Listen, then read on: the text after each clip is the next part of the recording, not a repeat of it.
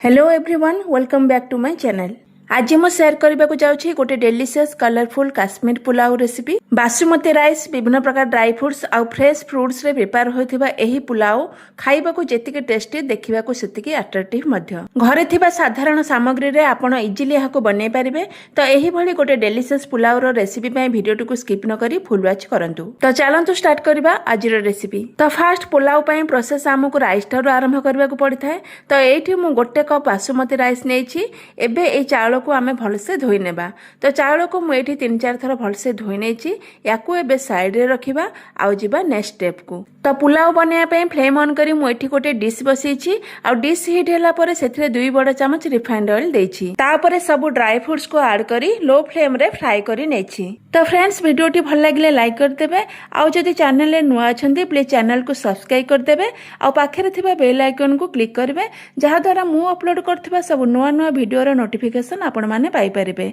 आ जदि Facebook page के Instagram रे देखुथिबे ताहले फॉलो कर देबे। तो एठी ड्राई फ्रूट सब फ्राई हे गलानी। आकु एबे गोटे प्लेट को ट्रांसफर करी नेबा। तापरे सेही सेम डिश रे तेल तो अछि, बस दे देबा सेथिरे किछि होल स्पाइसेस, हाफ स्पून जीरा, हाफ स्पून पान मधुरी आ 2टी तेजपत्र दे किछि सेकंड पय भाजी नेबा। तापरे सेथिरे मु 2टी मीडियम साइज रो प्याज को काटी ऐड करिछि। तो प्याज को एठी गोल्डन कलर हेबा पर्यंत भाजी नेबा। तापरे सेथिरे गोटे स्पून अदा रसुण छेचा दे प्याज सहित मिक्स करी आउ किछि सेकंड पय भाजी नेबा।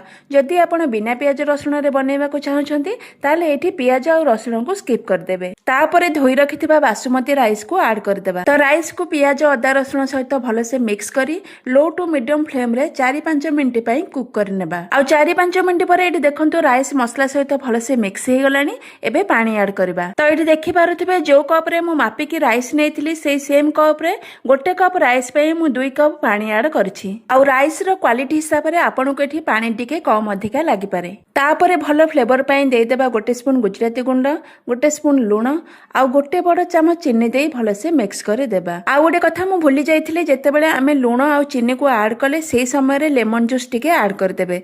लेमन जूस ऐड कले कोन हेबो ना, पुलाव रे लूण आ मिठार बैलेंस रखिबो आ राइस खिला खिला ही रहिबो। आउ डिश को कवर करी 20-25 मिनिट पर्यंत लो फ्लेम रे कुक करी नेबा।